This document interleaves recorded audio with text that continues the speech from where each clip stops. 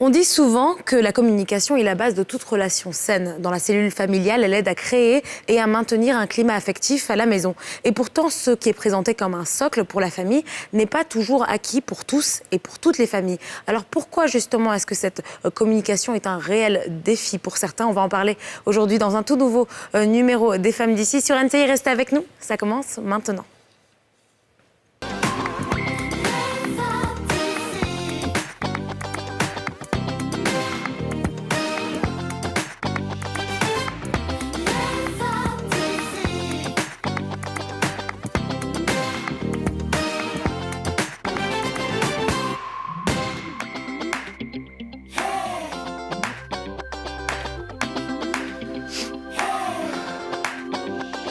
Bonjour à tous et bienvenue sur le plateau des Femmes d'ici sur la nouvelle chaîne ivoirienne. Votre rendez-vous 100% féminin et 100% franc-parler. Coucou les filles, ça va? Hello. Afou, oui, en forme? Ça va. J'ai échangé avec Aurélie aujourd'hui. J'ai enlevé mes lunettes et elle en a porté. Donc, c'est vrai. Ouais, C'est un nouveau look, ça te va bien? Oui. Nouveau look, oui. Bon, on va dire que surtout... Nouveau look, je sais pas, à l'antenne, on va dire. Oh oui, mais de temps en temps, je les mettrais. C'est vrai que la vieillesse, on va dire. C'est pas des lunettes de Non, ce sont des lunettes de vue. Ce sont des vraies lunettes de vue. J'ai du mal à voir de loin. J'ai du mal à voir de loin maintenant, mais c'est vraiment encore très, très léger. Mais mon ophtalmo m'a dit pour ne pas que ça s'aggrave, il faut que je mette des lunettes. Mais Aurélie. Mais là, du coup, pour le style, là, j'ai mis... Tu es dans la trentaine, c'est pas des lunettes de vieille. Non, mais on vieillit, la vue se réduit. La vue se dégrade avec la vue se dégrade avec l'âge. Ou à 20 ans, ou à 10 ans. Qu'est-ce que tu veux? Si je mets des lunettes maintenant, c'est que ça a commencé, la vieillesse. Ça vient de commencer. En fait, la myopie, elle est nouvelle. Bon, si elle est nouvelle, c'est peut-être Quoi, ça. les lunettes? Non, la myopie, elle est nouvelle. Non, est-ce que c'est la myopie même? Je sais même plus. On vois dit pas que je loin? suis astigmate. Ah, ok. C'est que j'ai une déformation des lettres, mais vraiment de loin, quoi. Et c'était justement lors d'un contrôle de routine que j'ai fait ça. Et puis quand je ferme l'œil gauche, j'ai du mal à voir. Donc l'œil droit, ça va, mais l'œil gauche, bon, c'est KSU. J'ai mis pour le style, je trouve que ça va. Donc voilà. Et ça te va très bien. C'est joli. Ouais. C'est joli. Donc, on parle de quoi aujourd'hui? On parle de communication, en particulier au sein de la famille. Un sujet qui, je pense, est essentiel, est important. On dit souvent, et je l'ai dit tout à l'heure en introduction, que la communication, c'est la base de toute relation saine. Ça veut dire qu'on a besoin d'être en mesure de communiquer avec les siens pour pouvoir avoir des relations harmonieuses, qui fonctionnent, qui roulent. Est-ce que vous pensez effectivement que c'est quelque chose qu'il ne faut pas négliger? C'est tout à fait, hein. C'est très important. Vous ne me contredisez pas, quoi. Bah non. La Bien communication, c'est très important. Sauf qu'il faut savoir apprendre à communiquer. Parce que tout le monde ne sait pas communiquer correctement. Et c'est souvent à la base de certains conflits, je dois l'avouer. Mais sinon, c'est important. Oui, parce que c'est pas forcément inné, effectivement. Oui, exactement. Et la plupart du temps, quand on parle de communication, les gens pensent plus à comment parler, comment se faire... Comment ils se concentrent sur la partie de parler, mais après, il y a aussi, est-ce que la personne à qui vous parlez comprend et comment se faire entendre aussi est très important. Donc, c'est d'identifier les différents types de communication. Et si le message ne passe pas verbalement, peut-être par écrit ou identifier vraiment les meilleurs moyens. Donc, c'est important. Je pense que ce que tu as dit, c'est très, très important. C'est qu'on parle souvent pour s'exprimer, mais peut-être moins pour... écouter ou oui, et puis pour faire vraiment passer un message. Et surtout, il faut savoir qu'il y a de l'interprétation aussi qui joue. C'est-à-dire qu'on peut vouloir avoir les meilleures intentions du monde et parler avec son frère, sa sœur, son père, sa mère. Mais le message va être mal pris. Donc, en fait, il faut savoir peut-être aussi adapter sa communication, son mode de communication à la personne à qui on a affaire. Donc ça, c'est, je pense, des clés aussi qui peuvent s'acquérir. Parce qu'effectivement, ce n'est pas forcément acquis pour tout le monde. Et puis, dans certains cas, on a besoin d'aide pour pouvoir communiquer mieux avec les siens. Et on va en parler justement aujourd'hui avec notre invité qui va nous rejoindre tout à l'heure en plateau. Mais avant, place à la place publique. On vous demande aujourd'hui quelle place occupe justement la communication au sein de la cellule familiale. On va écouter vos réponses dans ce micro-trottoir.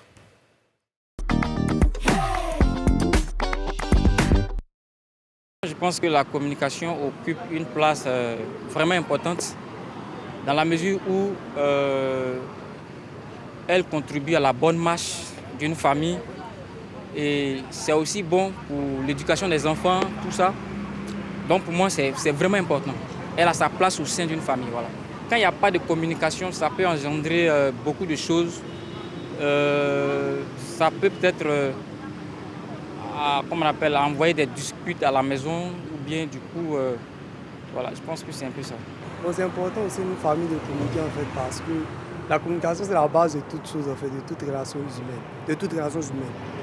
Bon, le père, normalement, doit être en fait le leader, le manager de la famille.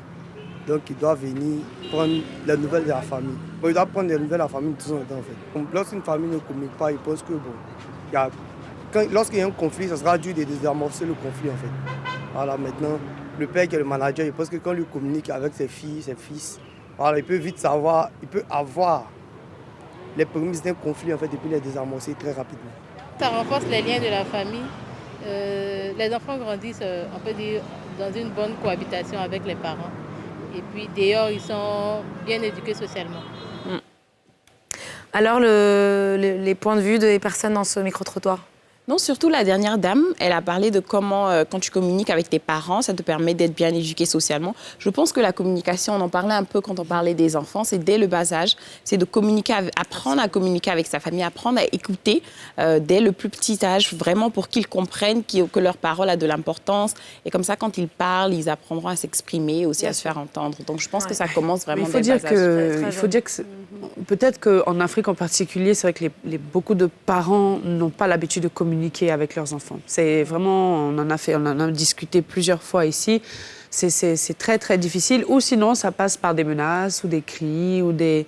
C'est pas évident, quoi, d'avoir une fille qui va aller parler, par exemple, à son papa ou même à sa maman de sexe, par exemple. On a tendance à trop stigmatiser les Africains, un, deux, trois, nous aussi. Ma chère, en tout cas, je trouve que... Oui, c'est vrai que peut-être qu'on est un peu expéditif. L'éducation, elle a dure quand même. Mais ça change pas quand même. Ça change quand même. Ça dépend. Ça dépend dans quel environnement l'enfant a grandi ou dans quel environnement le parent avant même avait grandi.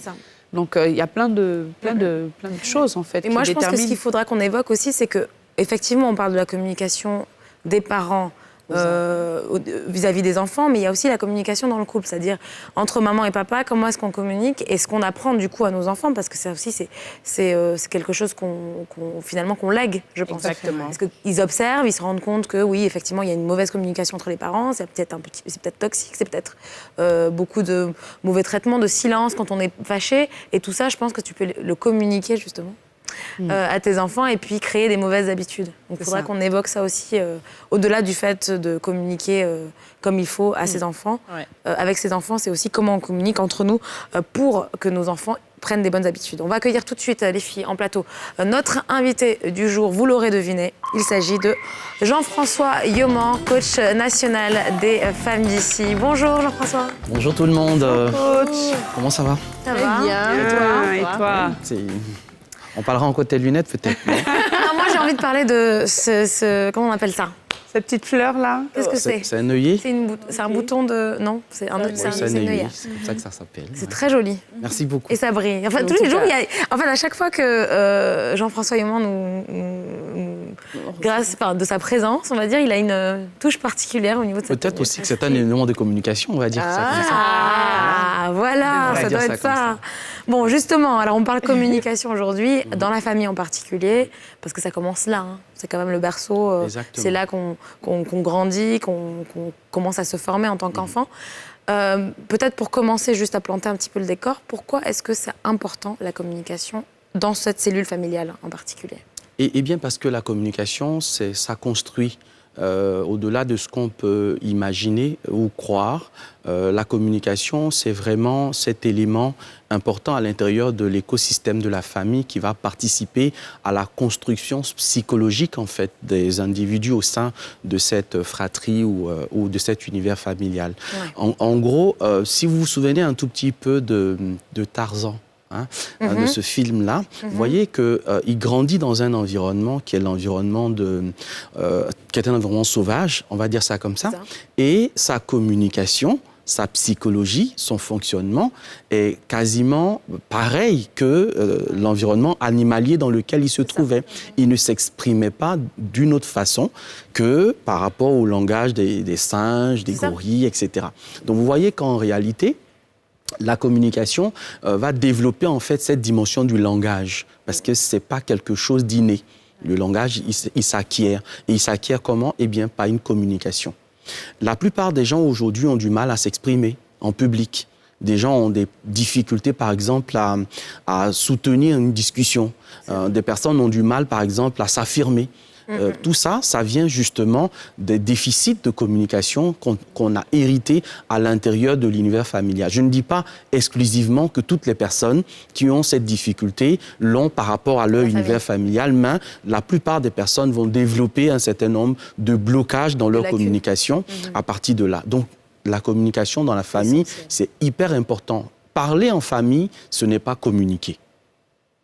Discuter en famille, ce n'est pas communiquer. C'est pas le fait de parler, d'avoir des conversations. Exactement, parce que la communication commence quand on met à côté de parler, ok, on va mettre se. OK, S-E, se parler.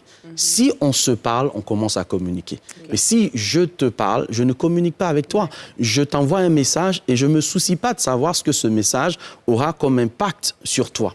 Quand on sait que, par exemple, la sociologue Anne-Marie Morales a développé quelque chose de très intéressant à côté d'une étude menée aussi par Stauffer, qui est un psychologue. Ils ont réfléchi sur l'univers de la famille et la communication à l'intérieur. Ils se sont rendus compte qu'on n'est pas tous logés à la même enseigne dans l'univers de la communication en famille. Et c'est une grosse erreur, pour ne pas dire une grossière erreur, que beaucoup de personnes en famille s'imaginent que tout le monde devrait pouvoir comprendre les choses de la même façon. On n'est pas tous logés à la même enseigne, je le disais tout à l'heure. Et il y a qu'à regarder simplement comment on peut être différent à l'intérieur d'une fratrie, comment chacun peut avoir une façon d'être, une façon de faire. Et ça aussi, ça va interagir sur notre façon de communiquer. On distingue 3 types de personnes à l'intérieur d'une famille. On va distinguer par exemple les assertifs. Les assertifs dans une famille, c'est qui? Ce sont ces personnes-là, naturellement, qui savent communiquer. Ils sont à l'écoute, ils sont empathiques, ils comprennent tout le monde, ils prennent, comme on dit, la charge et le bagage de tout le monde sur leur tête et ils savent manager. Ils font de la médiation parfois. Ils font de la médiation, ils sont extraordinaires. C'est inné, c'est une prédisposition naturelle, mais tout le monde ne l'a pas. À côté, par exemple, des assertifs, il y a les agressifs. Comme on dit, là, ils chargent tout. Tout est matière à palabre. Tout est palabre. Ils sont belliqueux, ils sont sanguins, ils sont impulsifs. Tu vois, ils sont dans la réaction, en fait. C'est pas méchant, c'est pas mauvais, c'est leur façon d'être. Il faut surtout pas vouloir les changer. C'est leur façon d'être. On va développer un peu plus tard. Et puis, au milieu des deux, il y a les passifs, qui disent jamais rien, qui endossent tout, qui acceptent tout, qui supportent tout, enfin... Ils sont un peu comme des messies dans la famille, en fait, qui portent tout le fardeau de la famille, à la différence de l'assertif qui, lui, comprend et s'exprime, qui comprend et qui sait te dire les choses, qui va trouver la bonne façon de te dire. Le passif, lui, c'est un mélancolique. C'est quelqu'un qui va être constamment en train de croire qu'on ne l'aime pas, qui va être en train de croire qu'on ne le préfère pas aux autres. Donc, il va être dans ce style, dans ce langage-là. Un peu plus victime. Exactement. Il est naturellement comme ça. Hein. Ça n'a rien à voir avec ce que vous allez lui dire ou avec ce que vous allez lui faire. Si on retourne un peu plus en arrière, ça peut avoir déjà un impact sur comment chaque enfant a été conçu. Ah bon? Oui, ça c'est très important. Génétique? Ça sort de la On a eu un avis différent de la psychologue qui était là la dernière fois, qui parlait des enfants et qui disait que rien n'est plutôt, pas rien, mais elle dit la majorité, c'est l'environnement. C'est comment on traite ses enfants. C'est pas naturellement qu'il est né agressif, mais c'est disons, une conséquence de comment il a peut-être été traité, comment on lui a parlé, qui a fait qu'un est sorti assertif, l'autre agressif et l'autre passif. Donc peut-être sa position dans la famille, premier, deuxième, troisième, comment on lui parle, mais que c'est pas naturel, qu'aucun enfant, normalement, d'après c'est dit, n'est né agressif pendant qu'un autre est né passif. Donc il faut vraiment regarder comment est-ce qu'on leur parle et les éduque.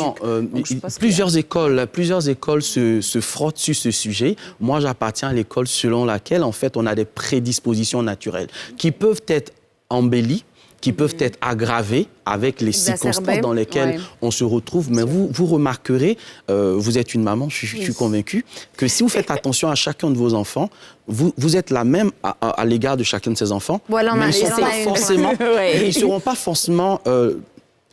pareil dans leur façon de se comporter. Vous verrez que certains enfants sont plus spontanés, ils sont plus vivants, ils sont plus vivaces, tandis que d'autres sont plus calmes. Et donc, être calme, être dégourdi, c'est pas l'environnement forcément. Mais je suis d'accord que l'environnement peut jouer là-dessus, parce que si l'enfant il est dégourdi et que vous n'arrêtez pas de lui taper là-dessus, tu es trop brouillon, tu es trop ceci, à force d'entendre ça, il peut se renfermer, mais il développe une personnalité qui n'est pas sa vraie personnalité. Ça va tuer finalement la vraie personne qu'il est. Donc sur ce point-là, j'étais en train de dire que la façon aussi dont l'enfant a été conçu est très important à prendre en compte. Et ça, parce que nous sommes dans une émission qui touche à l'univers de la famille et mon rôle à moi, c'est d'interpeller les parents. Vous savez que lorsqu'un enfant est conçu, il n'y a pas que la dimension, on va dire, embryonnaire, etc. L'enfant, il reçoit aussi les émotions de sa mère, par ce qu'on appelle les canaux sensoriels. Donc, un enfant qui a été porté dans une période gestationnaire triste, mélancolique, il aura tendance parfois à emprunter cette voie, on va dire, émotionnelle-là. Donc, il faut faire très attention aussi au langage que vous tenez quand vous êtes enceinte, en fait, on communique déjà quand on est enceinte. Vous communiquez déjà et vous ne vous rendez pas compte, mais ils sentent les mésententes entre les parents. C'est leur façon de communiquer. Ça nous amène à comprendre qu'on ne communique pas de façon verbale seulement. Et j'ai bien aimé ce que tu as dit tout à l'heure. On ne communique pas de façon verbale seulement. D'ailleurs, si on prend la communication classique, on connaît les 3 V de la communication. Il y a le verbal, il y a aussi une dimension de la communication qui est non-verbale. Et le non-verbal, c'est presque 97% pratiquement de toute votre communication. Donc vous êtes responsable de ce que vous dites, mais vous n'êtes plus responsable de ce que l'autre entend. C'est ça. Et comme vous n'êtes pas responsable de ce que l'autre entend, l'intelligence dans la communication consiste à prendre en compte ce que ma parole, ce que mes mots, ce que mes expressions vont avoir comme impact sur l'autre. Donc ça, c'est vraiment déjà, j'ai failli dire, l'environnement que je veux qu'on crée autour de cette discussion pour qu'on comprenne pourquoi la communication à l'intérieur de la famille, c'est quelque chose d'hyper important parce qu'on ne peut même pas se rendre compte que c'est à l'intérieur de la famille qu'on a construit le monstre de demain, qu'on a construit le psychopathe de demain. C'est à l'intérieur de la communication familiale. C'est comment l'enfant a reçu cette violence qui peut être parfois verbale dans la communication. J'ai bien aimé aussi quand tu as dit dans la famille africaine, on ne sait pas communiquer. Je ne suis pas tout à fait d'accord parce qu'on communique. Mais est-ce qu'on communique toujours de la façon appropriée?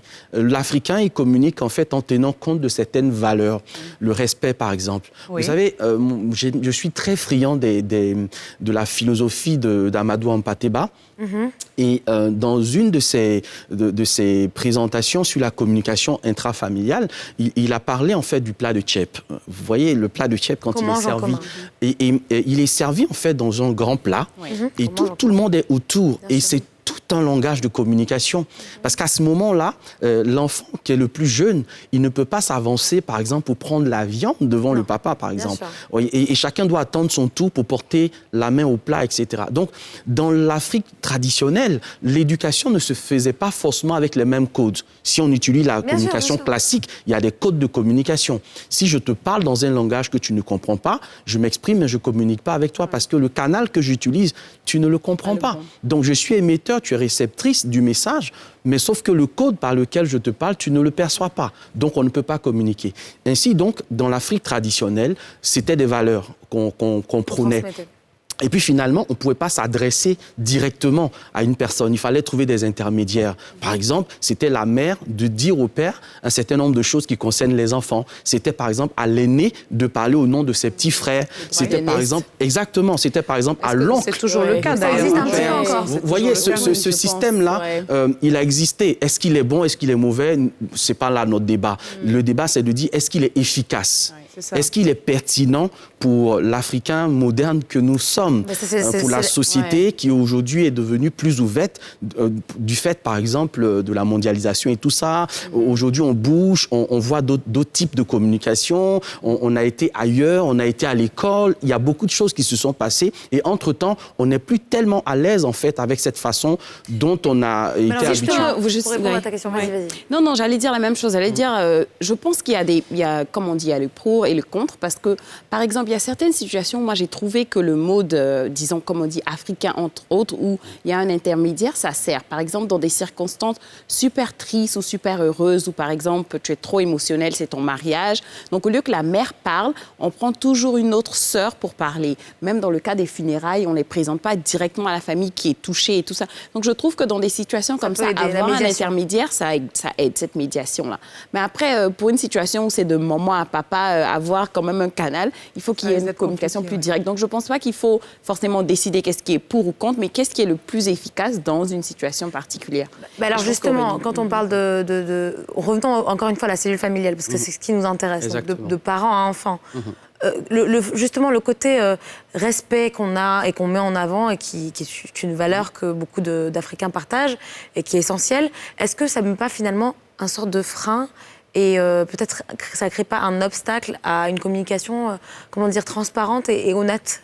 Non, pas forcément, parce que moi, je prends des fois, pour expliquer ça, l'exemple des policiers, par exemple. Vous voyez, un policier, il porte sa tenue, il n'a pas besoin de vous crier là-dessus, il vous arrête et vous vous arrêtez.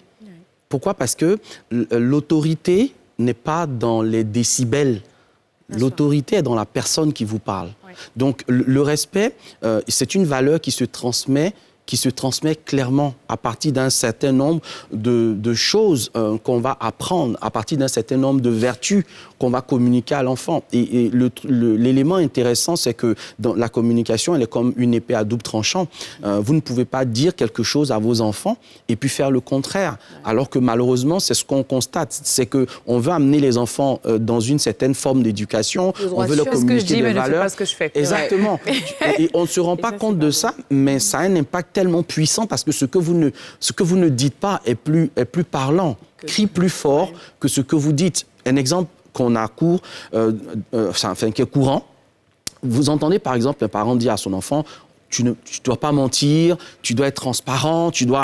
Okay. » Et au même instant, il reçoit un appel « Allô, où est-ce que tu es? Non, je suis au... » Vous comprenez? Et là, pour le coup, tu brises toute ta crédibilité. Vous réalisez, c'est des petites choses simples du quotidien, mais qui mettent à mal, justement, cette communication qu'on veut établir. Parce qu'à un moment donné, ce n'est pas seulement dans ce que vous dites à l'enfant, mais c'est dans le modèle aussi que vous incarnez. C'est dans les exemples que vous donnez à l'enfant. C'est dans le repère que vous lui donnez. Donc, il y a vraiment cette dimension-là où, parfois, l'enfant, il est un peu désabusé. Il ne sait plus trop qu'est-ce qu'il faut croire. Et à ce moment-là, on ne peut pas demander le respect, par exemple, à un enfant quand on ne respecte pas sa mère ou quand la mère ne respecte pas le père, ouvertement. Quand on est dans une famille et qu'on dit qu'il y a de valeurs, par exemple, d'écoute, de responsabilité, mais tu ne peux pas dire que tu es un père responsable, tu veux des enfants responsables et ne même pas être capable, excusez-moi, c'est des choses qui peuvent arriver, mais d'exposer, par exemple, des enfants à la honte de ne pas payer leur scolarité, à la honte de se faire expulser. Vous savez, ce sont des petites choses qu'on veut dissocier, en fait, de la communication, de la construction des individus à l'intérieur d'une entité familiale. Mais tout ça participe aussi. Voyez, donc il y a les travers également. On veut être un père, on veut être une mère, on veut communiquer avec ses enfants, on veut établir un contexte qui, en général, c'est un peu comme une sorte de rédemption. On a été dans un univers familial dans lequel la communication n'était pas vraiment celle qu'on voulait. Et intérieurement, chacun d'entre nous s'est dit, quand j'aurai ma propre famille, je ferai mieux.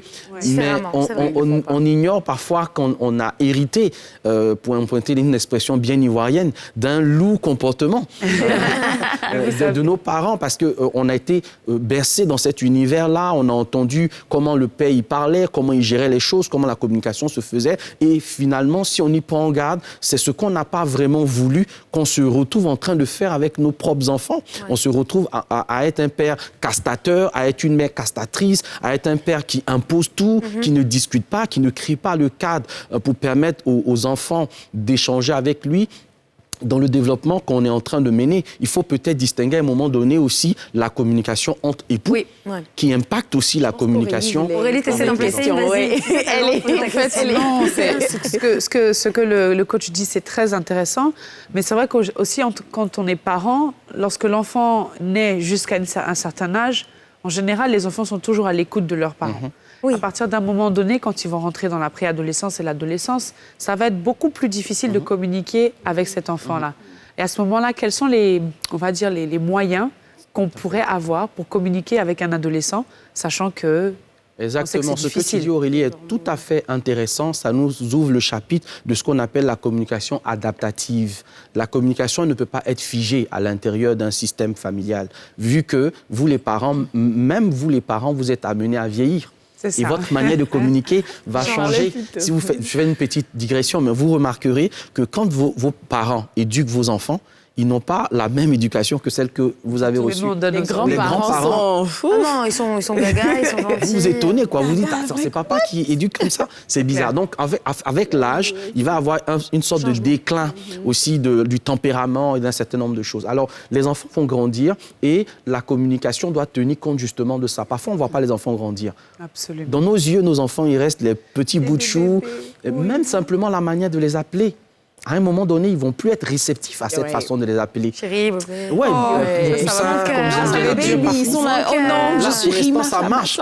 Mais là, il est en train d'amorcer sa phase des 12 ans. Mon poussin, ça reste entre lui et moi. Une fois qu'il y a des amis qui arrivent, une fois qu'il y a des copains et tout ça qui apparaissent, tu ne peux plus. Et il faut tenir compte de ça. C'est pour cela qu'un élément essentiel dans la communication, c'est l'attention. Vous ne pouvez pas réussir à communiquer avec une personne sans lui porter de l'attention. Parce que c'est quand vous faites attention, en fait, à la personne que vous réalisez si ce que vous dites ou ce que vous communiquez ou ce que vous partagez passe ou ne passe pas. Donc, avec l'ado, oui, il y a ce besoin aussi de s'affirmer. Ce n'est plus... va faire ci, va faire ça. On n'est plus dans une communication directive. On est dans une communication qui est participative, qui tient négociative même. Négociative, peut-être, si tu veux. Je ne veux pas te couper, mais on doit partir, malheureusement, en coupure pub. On va se retrouver dans quelques instants pour poursuivre le propos. À tout de suite.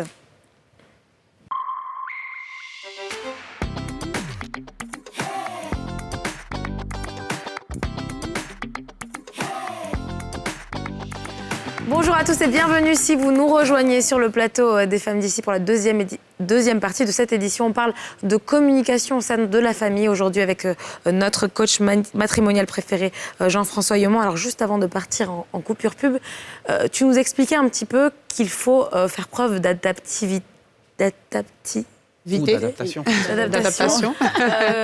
Dans la communication, dans la famille, par exemple, quand on a affaire à un enfant qui grandit, donc à un préadolescent ou un adolescent. Je te laisse poursuivre. Oui, exactement. C'est là où la communication prend son sens d'attention. Il faut être vraiment dans la juste attention. Il faut observer effectivement que l'enfant en face de nous est en train de grandir. Il faut observer par exemple que cet enfant est en train de prendre conscience de qui il est, de son environnement. Il est en train de se positionner en tant qu'individualité parce que depuis ses 0 jusqu'à 5 ans, il était juste un innocent. Un petit bout de chou qu'on aime bien dorloter et tout ça. Mais à partir de 6 ans jusqu'à autour de, on va dire, 9-10 ans, il entre aussi dans la découverte de lui-même. Donc, il prend conscience de qui il est en tant que sexe, parce qu'à partir de 5 ans, il est conscient que c'est un petit garçon. Il se rend compte qu'en face de lui, c'est une petite fille. Donc, tout ça fait partie aussi de bouleversements importants que l'enfant connaît dans sa mutation, dans son développement. Et puis, aujourd'hui, on a des enfants qui sont préadolescents. Ils ont une puberté qui est précoce, en fait. Il faut tenir compte de tout ça aussi, qu'à partir de 11-12 ans, la petite fille, elle est déjà réglée, c'est un premier choc. Et ça, dans la communication familiale également, il faut en tenir compte parce que c'est un premier choc et parfois, on n'échange pas vraiment avec la petite fille sur ce choc que représente cette étape de sa vie de femme qui commence. OK, on va justement lui expliquer tout simplement que maintenant, il faut faire plus attention, il faut faire attention à tes périodes, etc. Mais on ne communique pas avec la petite. Déjà, on ne la prépare pas. Pour lui dire qu'effectivement, il va avoir une période comme ça. La plupart d'entre elles sont choquées. Je lisais le rapport d'une jeune dame qui s'occupe justement de cet aspect spécifique-là, qui magnifie même à la limite. J'ai beaucoup aimé son approche, mais je prends un extrait de ce qu'elle dit, que pratiquement 90 à 95% de filles n'ont jamais été préparées à cette période de leur vie et c'est un choc. Alors, pour prendre la défense ou jouer l'avocat du diable par rapport aux parents, souvent, on n'arrive pas à donner ce qu'on n'a pas parce qu'on a soi-même pas été préparé à ce type de conversation, parce qu'on n'a pas eu ces conversations autour de la sexualité, de ces transformations physiques, de la puberté avec ses parents. Et donc, du coup, on est un petit peu handicapé. Comment est-ce qu'on fait pour dépasser ce manque, cette lacune de communication pour pouvoir faire mieux avec ses Dieu enfants. merci, aujourd'hui, Anan, ça s'apprend. La parentalité, ça s'apprend. Et ça, c'est ce que je fais. Donc, il n'y a plus d'excuses. C'est les coachs. OK? C'est ça la lecture, la télé, il y a déjà ça. Il y a des accompagnements qui peuvent se faire. Il y a des multitudes de livres aujourd'hui. Quand vous arrivez dans une librairie, il y a des rayons entiers qui parlent de parentalité. Donc, il n'y a pas d'excuses à ce niveau-là. Il y a des séminaires. d'âge pour apprendre. Il n'y a pas d'âge pour apprendre. Aujourd'hui, vous pouvez apprendre sur Internet. Aujourd'hui, vous pouvez apprendre en assistant à des séminaires. Il faut investir dans votre parentalité. Vous savez, vous pouvez ne pas être forcément le médecin que vous avez rêvé de devenir. Vous pouvez ne pas l'être. Les circonstances de la vie peuvent en décider autrement. Vous ne pouvez ne pas devenir l'astronaute que vous avez rêvé de devenir. Mais il y a une chose qui est certaine. Vous deviendrez inéluctablement un parent. Si vous n'y prenez garde. J'aime dire ça souvent. Si vous n'y prenez garde. Si vous prenez garde, vous serez un parent. C'est l'une des destinées les plus sûres.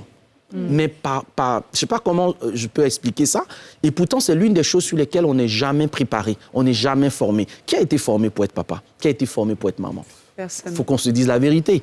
Et pourtant, on est destiné à ça. C'est le rêve de toute personne d'être un papa, d'être une maman, etc. Mais on ne se forme pas. Et si on ne se forme pas, on sera déformé.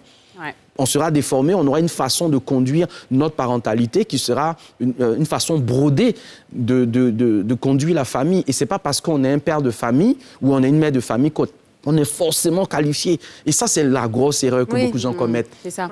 Être un papa ne vous donne pas l'absolution de la vérité, par exemple. Vous pouvez être dans le faux. Vous pouvez être sincèrement dans l'erreur. Et la communication consiste à être honnête. À dire à ses enfants, par exemple, à ce niveau-là, ça n'a pas fonctionné. Papa s'est pas bien comporté. Combien sommes-nous à avoir cette honnêteté-là? Voilà, c'est ça aussi l'aspect. C'est bien ce que vous dites, parce que moi, je voulais poser une question assez particulière. C'est souvent dans les familles, il peut y avoir des gros problèmes de famille, des conflits, on va dire des guerres froides ou des conflits.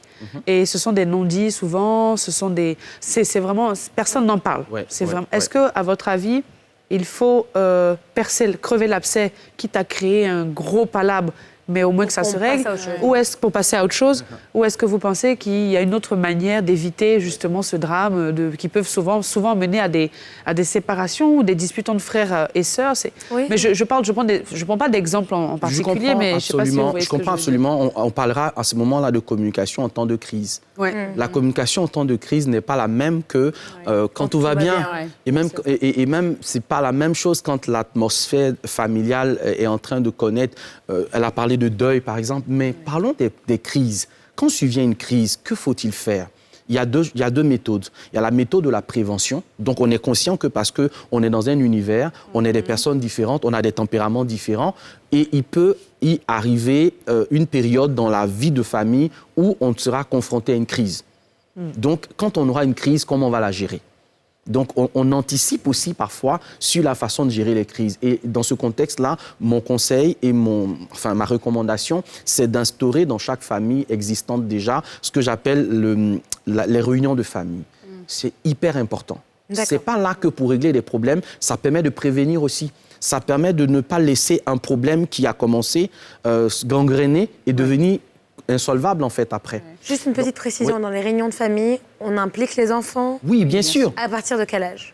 Dès qu'ils sont nés, dès qu'ils existent. D'accord. Dès qu'ils existent. Même quand ils ont 2 ans, ils sont assis là, ils regardent. Ils font partie. Ils vous dérangent, mais c'est bien qu'ils soient là. Juste pour qu'ils sentent l'atmosphère, qu'ils savent.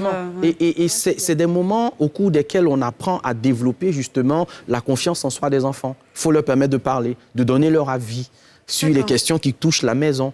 Et si vous faites attention à ça, vous rendez compte tout de suite, vous prévenez tout de suite des dérives qui peuvent être causées. Parce que l'enfant, comme je l'ai dit là, il développe vraiment ce côté sensoriel. Il y a des choses qui ressentent, qui se passent entre les parents, qu'on n'a pas expliqué aux enfants parce que très souvent, on est issu d'éducation où on nous a dit quand tu as des problèmes avec ta femme, il ne faut pas que les enfants ils sachent, etc. Donc, on camoufle beaucoup de choses. Ah, mais moi, j'y croyais encore. On va revenir là-dessus. Non, mais après, ce que je veux dire sur cette séquence-là, c'est que c'est bien de faire ça, mais ce qu'on oublie, c'est que le non-verbal, il transparaît. Une maman qui n'est pas contente de son mari, devant les enfants, elle ne va pas être tendre. Elle ne va pas lui faire les bisous ordinaires, elle ne va pas lui faire les bisous de bienvenue. Même la façon de présenter son repas, de se parler. Il y a une crise, les enfants le ressentent. Et ça, les enfants, ils flairent ce genre de choses. Et des fois, quand ils sont très petits, il va prendre la main de papa. Mais pourquoi tu ne touches pas maman? Pourquoi tu n'embrasses pas? Donc l'enfant est déjà en train de dire, je sens qu'il y a quelque chose qui ne se passe pas bien. S'il y a une réunion de famille, c'est vrai qu'avec des enfants de 0 jusqu'à 5-6 ans, on ne va pas venir s'asseoir et dire avec maman, il y a un gros problème. Non, il y a une intelligence à avoir. Mais de dire, par exemple, aux enfants, de pouvoir parler avec eux, de leur dire, par exemple, il peut y arriver des moments où papa n'est pas content. Ça, c'est honnête de dire, il y a des moments où maman n'est pas contente de papa. Et parce qu'elle n'était pas contente, elle a fait ceci. Il y a une transparence, il y a une vérité à avoir avec les enfants. Et dans ce contexte-là, ça, on prévient. Mais quand on est vraiment au cœur du, comme on dit, du bang-bang, parce qu'on a Abidjan, on est au cœur du bang-bang, c'est chaud, on fait comment? Eh bien, je préconise en fait, dans ce contexte-là, de faire en sorte qu'il y ait beaucoup de transparence et de vérité entre les parents d'abord eux-mêmes, avant d'impliquer les enfants. Parce que si vous-même, vous ne savez pas où vous en êtes réellement dans le conflit que vous avez, comment vous êtes capable de faire asseoir des gens et de leur dire la conduite à tenir, etc. Cependant, je dis aussi que ce n'est pas parce que vous ne vous entendez pas qu'il faut faire de la manipulation. Parce que ça aussi, c'est une passerelle dans la communication familiale qui est embêtante. Dès lors que ça ne va pas avec le père, on va commencer à le dénigrer auprès des enfants, on va commencer à leur monter la tête. Et quand ça s'arrange, vous oubliez en fait que vous avez déjà développé dans l'esprit de ces enfants-là un certain nombre de choses que vous n'allez pas revenir corriger. En fait, quand tout va bien, les choses continuent, mais on a laissé en fait des bribes, des dépôts négatifs dans le subconscient ou même dans la vie des enfants. Après, ils vous regardent et au fil du temps, les enfants vont commencer à ne plus adhérer, en fait. Même quand vous allez vouloir les rassembler pour leur expliquer un certain nombre de choses, ils trouveront que papa et maman, franchement, vous nous fatiguez. Et ce sera plus crédible, en fait. Exactement. Vous pouvez entendre ce genre de propos-là venant des enfants. Et là, ça montre vraiment qu'ils en ont marre, quoi. Voilà. Et on a beaucoup parlé de communication entre parents et enfants, mais après, dans la cellule familiale, surtout ici à Abidjan, la plupart du temps, on a non seulement entre, justement, les parents eux-mêmes, donc le mari et la femme, mais aussi avec le personnel de maison. Parce que, comme vous l'avez dit, il faut surtout, disons, montrer l'exemple. Et donc, quand on dit, par exemple, il ne faut pas crier, il faut avoir du respect, mais on ne dit pas s'il te plaît, on ne dit pas pardon. Comment est-ce qu'on s'assure que vraiment, sur toute la ligne, on a ce comportement et cette même communication avec tout le monde. Et donc, par exemple, on ne crie pas sur les enfants, mais on crie sur le personnel de maison, on ose du ton sur d'autres personnes. Donc, à travers ces comportements, la communication avec la famille peut être bien, mais pas forcément avec les autres. Donc, comment est-ce qu'on... Exactement. Voilà. Considérez toujours votre famille, votre maison comme une entreprise. Et comme dans toutes les entreprises, il y a des statuts, il y a des règlements intérieurs. Et ayez votre propre règlement. Sachez exactement ce que vous voulez de votre famille et comment vous voulez qu'elle fonctionne.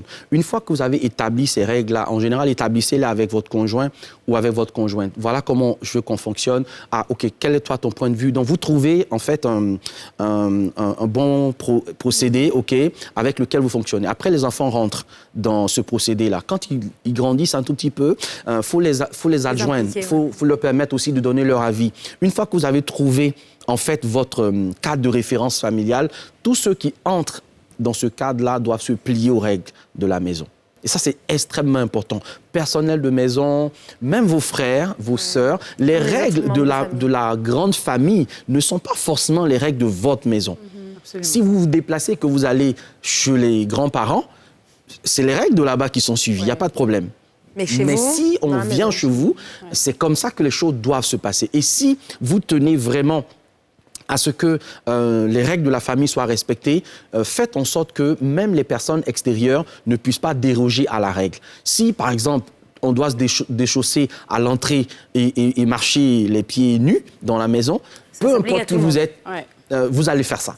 Et les enfants, en voyant ça, ils vont devenir eux-mêmes les gardiens, entre guillemets, de cette tradition-là. Vous êtes en train de monter un système de communication performant à l'intérieur du système de la famille. Et vous avez parlé des personnels de maison, etc.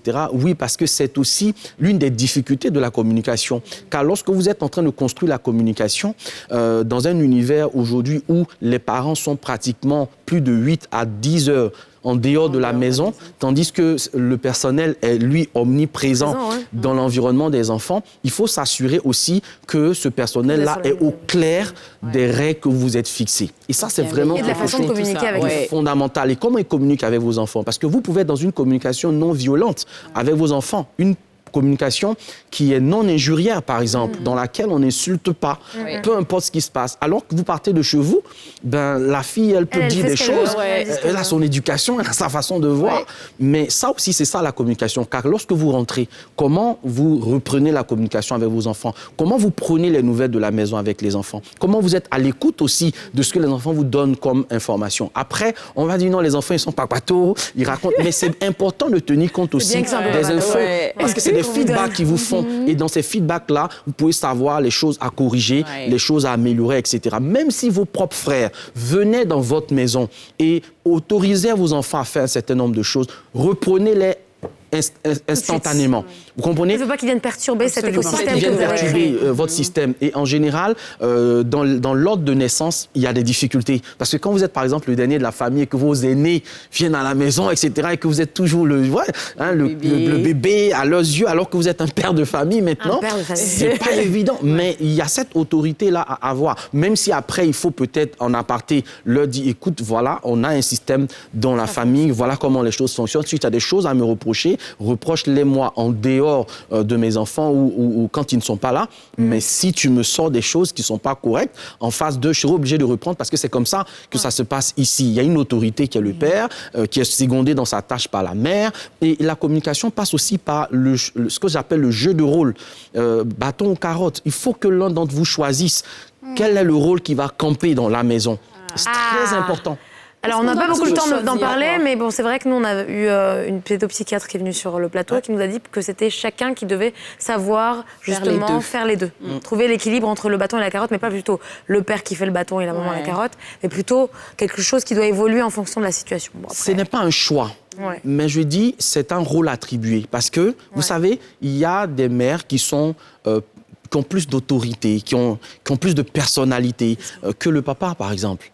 Vous n'allez pas donner le rôle, je sais pas moi, du bâton à un papa poule, par exemple. Il ne pourra pas l'assumer. C'est une chance pour vos enfants d'avoir un père comme ça parce que dans leur construction personnelle, ça leur donne aussi l'idée que l'homme n'est pas seulement celui qui doit taper sur la table, etc. Ça donne une flexibilité aussi à votre jeune garçon de grandir dans un environnement où il peut être aussi un père à qui on peut parler.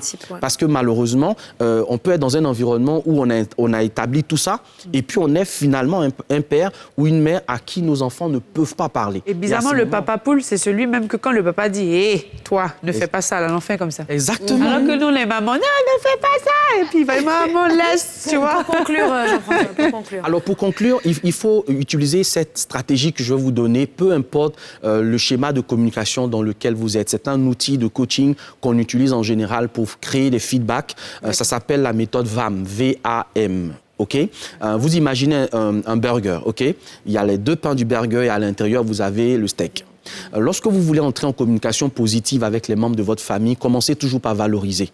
Valorisez l'enfant. Peu importe ce qu'il a fait, peu importe qui il est, montrez-lui qu'il a de la valeur. Vous voulez parler à votre épouse, à votre époux, montrez que la personne a de la valeur. Commencez par « j'aime bien quand tu fais ceci, j'aime bien quand tu fais cela, j'adore quand tu fais ceci ».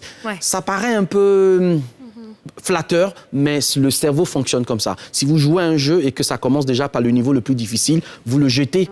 Ça commence par des niveaux tout petits comme ça et vous êtes excité parce que vous avez l'impression d'être super. Et puis, au milieu, qu'est-ce que vous faites? C'est l'amélioration. J'aurais aimé que tu fasses ceci, que tu fasses ceci ou que tu fasses ça. L'amélioration vient toujours après la valorisation. Dernière étape très intéressante, c'est le M, la motivation. J'ai confiance en toi. Je sais que de toutes les façons, tu es quelqu'un de bien et que ce n'est pas cette situation-là qui va changer la qualité des rapports qui ont toujours présidé à notre maison, etc.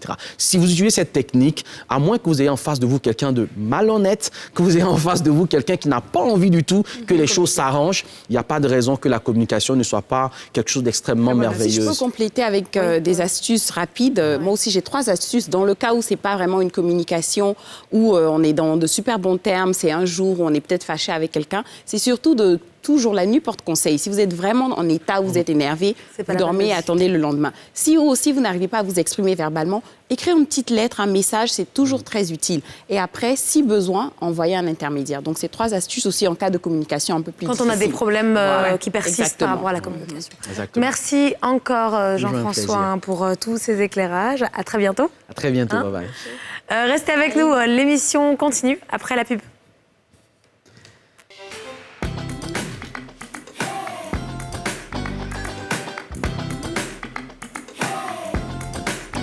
Bienvenue à vous si vous nous rejoignez pour la 3e partie de cette édition des Femmes d'ici. Les Femmes d'ici, je vous rappelle que c'est du lundi au vendredi dès 13h05 sur la nouvelle chaîne ivoirienne et le numéro 4 donc de la TNT et 204 du bouquet Canal. On va à présent passer à notre rubrique Miroir 2, n'est-ce pas Aurélie? Tout à fait, Anan. Et focus aujourd'hui sur une dame qui, avec ses sœurs ou encore collaboratrices, lutte pour professionnaliser la filière du karité. Elle s'appelle Lydie Rachel Cambou et elle est avec nous sur le plateau. Et c'est tout de suite dans le Miroir 2, Scoop Procab.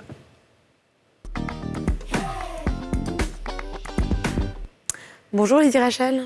Bonjour. Ça va très bien. Alors vous êtes venue avec plein de produits, c'est ça, hein, c'est ce que vous développez au sein de la filière donc karité. Et tout à fait. Il faut dire que je suis présidente de la société coopérative des productrices du karité de la région du Bunkani, qui est la région la plus vaste de la Côte d'Ivoire, voilà, où loge le plus grand parc de l'Afrique de l'Ouest, le parc national de la Comoé. Voilà, une région très, très, très riche en richesses agricoles, touristiques, tout ça. Donc j'aime ma région, c'est vrai, mais je suis membre du conseil d'administration de l'Interprofession Karité Côte d'Ivoire. En Côte d'Ivoire, nous avons 9 régions productrices du karité. Depuis le Gontougo, Bunkani, Poro, Tchologo, Ambol. Nous avons la Bagoué, d'où vient la ministre Marie Tokone. Nous avons le Kabadougou. Voilà, c'est chez vous.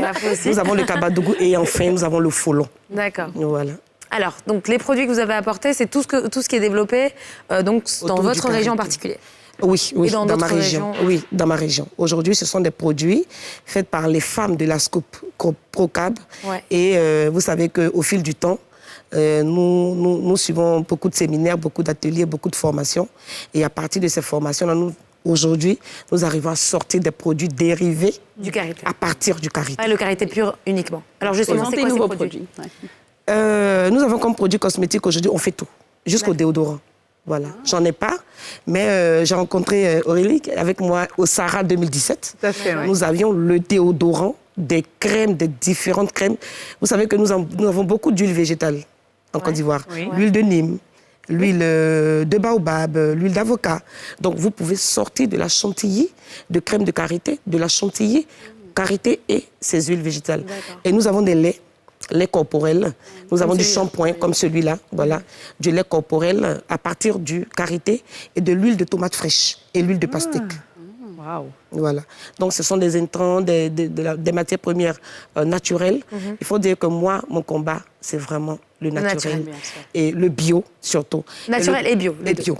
Parce que nous avons le beurre de karité conventionnel, que nous avons le beurre naturel. Mais depuis 2018, ma région fait partie des 2 régions qui ont porté ce projet-là.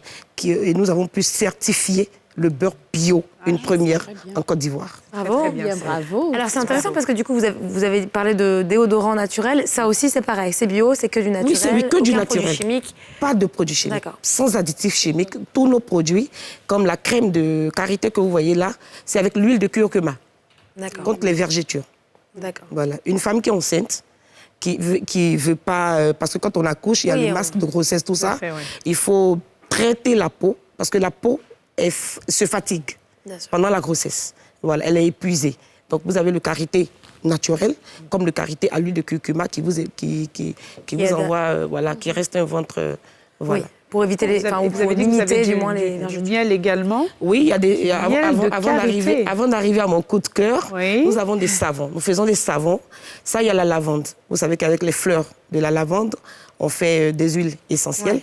Donc vous pouvez utiliser beaucoup. C'est comme si vous prenez la peau d'orange, qu'on jette, la peau d'ananas, vous séchez, vous faites une macération, vous avez de l'eau voilà, pour faire votre savon. Tout ça, on a été formé grâce à des partenaires que nous avons en Côte d'Ivoire. Et nous avons l'huile de karité, à ne pas confondre avec le beurre de karité. Oui, c'est pas juste, parce que c'est pas du tout juste l'huile chaude. Enfin, c'est pas juste du beurre fondu, parce que le beurre de karité, en général, on le fait fondre et puis ça devient de l'huile. à cet état-là. Mais par contre, là, je vois qu'il est, il est liquide. Voilà. Mais il faut dire que le beurre de karité, il est alimentaire avant d'être cosmétique. D'accord. Voilà. Le cosmétique a été mis en avant par les entreprises, les industries cosmétiques internationales. Mais le karité, c'est un arbre divin. C'est pour ça qu'on l'appelle l'arbre de vie. Vous allez en brousse, vous avez l'arbre de karité, vous avez un arbre de manguier. Ce n'est pas le même vent qui va vous taper. Le vent sous l'arbre de karité est plus frais que le vent sous l'arbre de manguier. Oui. Je ne savais pas. Voilà. Le karité, c'est tout un mystère autour du karité. On peut dire que c'est un arbre mystique, si on peut dire. C'est pour ça que Dieu, quand il a regardé tout, il a donné, voilà, on dit le chant d'anacarde, c'est les hommes, on dit cacao, café, c'est les hommes. Il a regardé, il dit, mais qu'est-ce que je peux donner à la femme? La femme, elle est divine. C'est pour ça que c'est pour la femme. La femme, c'est de l'or, c'est du diamant. Ok, je lui donne un arbre qui va ressembler. Parce que la femme, elle est méticuleuse. Quand elle travaille, elle fait attention. Le beurre de karité, ce n'est pas toutes les femmes qui font le beurre de karité. Vous pouvez commencer le baratage du beurre de karité et le beurre ne va pas sortir. Si vous avez un mauvais cœur, vous êtes méchante, vous n'allez jamais réussir à faire le beurre de karité. Il y a tout un esprit derrière. C'est tout un amour. Il faut beaucoup d'amour dans le cœur. Voilà. Il faut beaucoup d'amour dans le cœur pour pouvoir faire un beurre de karité. Alors, de qualité. Alors justement, pour parler des femmes, parce que c'est ça aussi, ça fait partie de votre mission, c'est vraiment de professionnaliser les femmes pour qu'elles puissent le travailler de la meilleure manière possible et puis qu'elles aient un statut qui soit... qu'elles puissent vivre décemment de leurs activités. Vous savez, les mamans travaillent le beurre de karité depuis des décennies. Ouais, exactement. Voilà. Mais c'est des femmes à 99% analphabètes. Elles ne sont pas allées à l'école. Pourtant, c'est leur activité qui ont donné tous ces cadres du Nord que nous avons. D'accord. Elles ne sont pas allées à l'école, mais elles connaissaient l'importance de mettre son enfant à l'école. Ouais. Donc tout ce que la femme savait faire, l'argent qui lui revenait à elle, parce que même si elle va dans le champ d'anacarde qu'elle ramasse, l'argent est pour le papa. Si elle va dans le champ de cacao, c'est pour le papa. Oui. Elle produit le seul revenu qu'elle avait, qui était pour elle, c'était le beurre de karité et l'assaisonnement soumara, que tout le monde connaît, qui soigne l'hypertension. Donc voilà les deux produits qui sont typiques femmes. D'accord. Et donc quand elles finissent le beurre, et c'est comme ça qu'elles ont commencé à mettre leurs enfants à l'école, comme moi. Mais il ne faut pas tourner le dos de manière définitive aux mamans. Il faut quand même que nous, et moi depuis l'âge de 15 ans, je dis à mon père à Abidjan, étant né ici, je ne veux plus rester à Abidjan. Il faut que je reparte. J'ai dit, je veux repartir au village. Parce que, je veux apprendre ma langue, je veux connaître mon peuple, je veux savoir d'où je viens, connaître mon village, connaître l'histoire de mon peuple, et puis connaître ce que les femmes, ces braves femmes font. Et je me suis dit, il faut que je me batte pour que ces femmes-là puissent vivre décemment de leurs activités. Et c'est ce que je fais depuis 15 ans. Et vous y arrivez? Très bien. Concrètement? Oui, avec tous ces produits. Évidemment. On va parler du miel encore. J'insiste. Oui, le miel, il est unique. Peut-être que je dirais que je suis la seule à avoir ça. Je l'ai depuis 2018 en Côte d'Ivoire. Je l'ai depuis 2018. Pourquoi je le dis? Parce qu'on n'a pas encore fait de ça une activité à part entière. Ouais. Les apiculteurs, vous allez voir partout dans les grandes surfaces, le miel d'anacarde, le miel d'acacia. Vous allez voir tout, mais vous ne verrez jamais le miel de karité. Ça a été une chance pour moi lors de la certification bio du beurre de karité. Il faut dire que, je ne sais pas si je peux le dire, le FIRCA, qui est une structure qui nous a soutenus, et ONU Femmes, qui nous a accompagnés. Et donc, j'arrive dans un village qu'on appelle Douniduo. Il faut dire que j'ai certifié 12 villages dans la région du Bunkani. C'est vrai? Oui, 12 villages. Et j'arrive, je vois du miel. Et je demande, c'est le miel de quoi? Dans le parc, on ne peut pas dire champ de karité, parce qu'on ne plante pas. Et je demande, ils disent qu'il y a tellement d'abeilles ici, sur 200 hectares. L'abeille, c'est vrai, il s'envole, mais sur 200 hectares, c'est sûr que vous avez du miel de karité. Il est dans le parc, les abeilles tournent, tout et tout. Et voilà, avec la fleur du karité. Voilà. Et c'est comme ça que j'ai pris 5 litres depuis 2018. Vous commercialisez pas vraiment, c'est ça? Non, non. C'est juste un échantillon que j'ai gardé précieusement. Voilà. Il a un goût particulier. Voilà, une saveur particulière, voilà, différente des autres miels. Et je pense que c'est le meilleur. Ouais. D'accord. Et donc, on a parlé un peu des différentes régions dans le nord où, justement, il y a le karité. Je peux parler de ma région, dans la région du Bagoué, Diali et tout ça. Tengrila, Kolia. Et on le fait vraiment de manière encore manuelle. C'est-à-dire au fourneau, tu vois des femmes à longueur de journée. C'est des fourneaux noirs qu'elles tournent. Et le travail, comme vous l'avez dit, est méticuleux. Il prend du temps. Et je me dis, on est en 2021. Est-ce que, pendant qu'on essaie de professionnaliser cette filière, on ne devrait pas aussi créer des petites industries de transformation avec des machines adaptées? Parce qu'on sait que ça se fait dans d'autres endroits. Maintenant, il y a toutes des industries qui valent des milliards, qui sont autour du beurre de karité, mais fait de manière beaucoup plus professionnelle beaucoup moins artisanale. Beaucoup moins artisanale, justement. Qu'est-ce qui est fait pour, justement, moderniser un tout petit peu cette filière, faciliter le travail? C'est notre combat. Pour que nous puissions même arriver à l'interprofession, nous l'avons fait depuis janvier 2021. Tout près, à côté là. Imaginez-vous, depuis 2013, pour ne pas dire 2012, il n'y a pas une autorité en Côte d'Ivoire qui, moi, ne me connaît pas, qui ne connaît pas les femmes, mes collaboratrices. Mais bon, tant qu'il n'y a pas de volonté politique qui accompagne une filière, c'est peine perdue. Nous n'avons pas les moyens. Comme je vous l'ai dit, les femmes le font depuis des décennies. Il y a dès qu'il y a une volonté politique, tout de suite, la filière explose. C'est notre combat. Parce qu'il faut réduire la pénibilité du travail des femmes. Aujourd'hui, toutes les femmes sont fatiguées. Elles ne peuvent plus. Elles sont toutes malades. Si vous voyez les femmes, comme elle l'a dit, en train de faire le beurre de karité, vous allez forcément couler des larmes. C'est un travail épuisant et très chronophage. D'abord, elles vont faire 30 km. Parce que le pack à karité, pour avoir du bon beurre, vous allez avoir un champ d'anacarde, un champ de coton. Donc, vous allez voir des pieds de karité. Mais on ne peut pas utiliser ces fruits-là. Il y a des pesticides, donc ça ne va même pas donner du beurre. Du coup, vous êtes obligé d'aller dans la brousse, à 40 km, à pied. Pour pouvoir trouver les bons pieds. À pied, hein. Et puis là, c'est dangereux. Nous avons des bandits. Moi, j'ai vu des orphelins, des femmes qui sont mortes, violées, dans la brousse.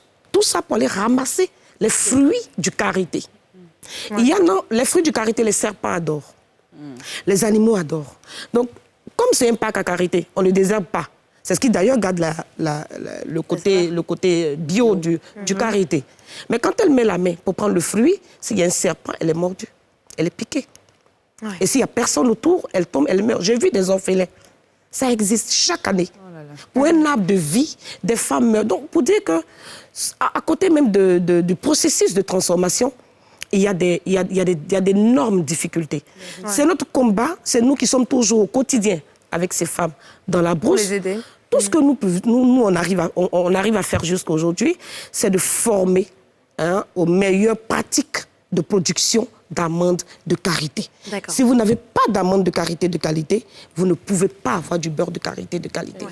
Et c'est notre combat. Donc en fait, c'est votre appel aussi. Votre appel, c'est qu'il y ait une véritable volonté politique pour aider le secteur et donc pour réduire cette pénibilité et dangerosité du secteur. Et même le secteur privé peut y investir. Mais bien sûr, bien sûr.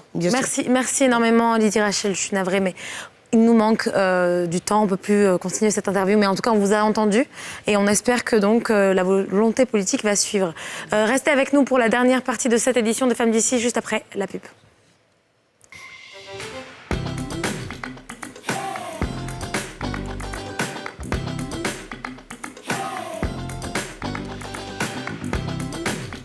Bienvenue à vous si vous nous rejoignez pour la troisième partie de cette édition, la quatrième partie de cette édition des Femmes d'ici. C'est le moment où on va parler business avec Afoutou Récent qui nous a déjà expliqué un petit peu dans quel domaine d'activité investir. Eh bien, c'est la partie 2.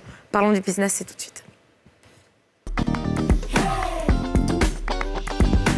Hello les filles, donc investissement, la partie 2. Exactement, donc on continue sur notre lancée de la dernière fois parce que vraiment il y a tellement de choses dans lesquelles investir et moi, comme je le répète toujours, le pire c'est de garder votre argent à la maison, en banque, sous votre matelas. Si vous pouvez, vous avez de l'épargne, dont vous n'avez pas nécessairement besoin sur le champ, c'est toujours mieux de l'investir pour pouvoir, bien sûr, vous générer des revenus. Donc, un autre type d'investissement dont on allait parler, c'est ce qu'on appelle les ETF ou les Exchange Traded Funds. Donc, ça, c'est des fonds qui suivent la plupart du temps le marché.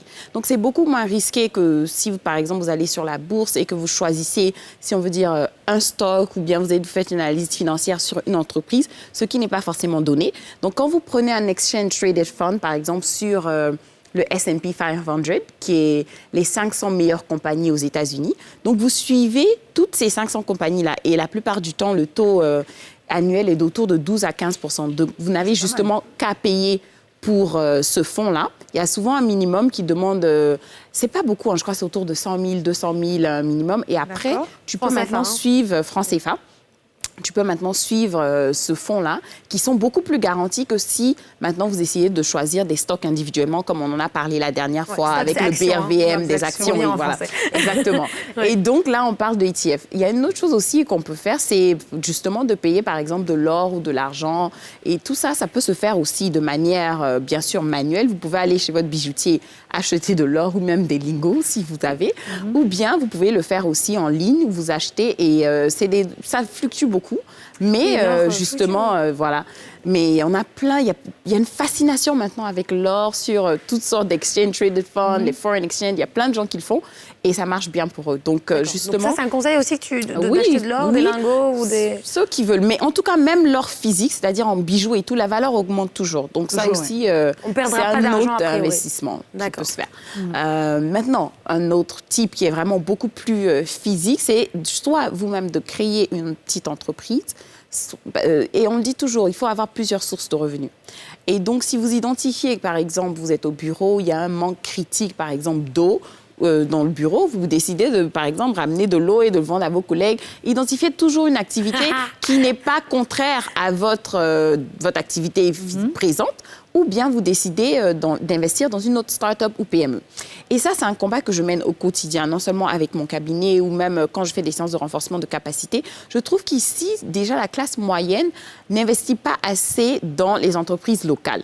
C'est-à-dire, on a de l'argent, on veut investir, mais on veut tout sauf ça. Ah, je sais pas, on a vraiment peur de ce risque-là. Hein? De l'entreprise locale. Justement. Mais par exemple, on doit tous comprendre que, par exemple, les grandes entreprises de demain, on parle de Carrefour, on parle de Louis Vuitton, même, je ne sais pas, toutes sortes d'entreprises, ils ont commencé super petits et c'est des gens qui ont dû investir de telle sorte qu'elles deviennent les multinationales de demain. Donc même ici, quand on parle de Sifka, c'est une famille qui a vraiment bâti cette entreprise depuis le début. Donc il faut vraiment essayer d'identifier ce genre d'entreprise dans notre entourage qui ont de l'avenir et les soutenir. Je ne sais pas si vous avez vu un moment Volaille d'or. Oui. Vous voyez, c'est un jeune, justement, lui, c'est à travers les réseaux sociaux. Il a créé sa start-up autour du poulet. On adore le poulet ici, le choukouya, on en mange tout le temps. Et il a eu de la visibilité, il a eu du soutien, non seulement de plusieurs acteurs en Côte d'Ivoire ici, et maintenant, il a des boutiques un peu partout. Et c'est ce qu'il faut, justement, identifier ce type de profil, ce type d'entreprise et investir et vraiment les laisser éclore. Et après... vous avez bien sûr, faites-le avec contrat, genre je te donne 1 million sur 2 ans, voici le retour que je compte avoir. Et bien sûr, toujours vérifier que ça se passe comme prévu. Et après, je voulais parler un peu de crypto. Ah, crypto. Ça, c'est le grand point d'interrogation. C'est le grand point d'interrogation. Les gens ont beaucoup de questions autour de la cryptocurrency.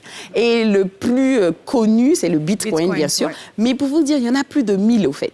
Au jour d'aujourd'hui, la cryptographie est tellement développée. Et quand on parle de blockchain, de tout ce qui est supercomputer, il y en a tellement. Il y a autour de 1000 crypto-monnaies. Moi, j'y connais pas, mais ça m'intéresse d'investir, mais j'y connais rien du tout là-dedans. Mais au fait, pourquoi c'est très intéressant? Non seulement on ne parle plus de banque centrale, il n'y a pas vraiment, en termes de régulation, même autour de la cryptocurrency, il y en a vraiment très peu. Et donc, quand on revient à ça, c'est un de ces investissements-là où tu peux te faire une fortune du jour au lendemain. Mais de la même manière, tu peux te faire une fortune, tu peux aussi perdre énormément d'argent. Et donc, c'est de voir son profil de risque, comme j'en ai parlé la dernière fois. Si vous êtes vraiment quelqu'un qui aime le risque et tout ça, c'est parfait. Allez-y, cryptocurrency, Bitcoin, les plus connus, essayez. Les autres, restez dans l'immobilier, dans des trucs un peu plus sûrs. Toujours dans l'idée de prendre de l'argent, évidemment, qui est de l'argent qu'on a un petit peu de côté. Voilà, de l'épargne, surtout. De l'épargne, surtout. C'est votre salaire qui doit servir pour votre son argent qu'on a loyer. Et besoin. puis, Bitcoin va tout manger, vous allez venir pleurer. Et après, vous allez dire, c'est la tout récent. Or, c'est pas ça qu'elle a dit. C'est pas moi. Or, c'est pas ça qu'elle a dit. Bon, le message est passé. Merci beaucoup, Afou, pour toutes ces pistes d'investissement. Restez avec nous. Non, ne restez pas avec nous. Restez avec nous sur la nouvelle chaîne ivoirienne, en revanche, pour la suite de nos programmes. On se retrouve demain pour une toute nouvelle édition des Femmes d'ici. À demain.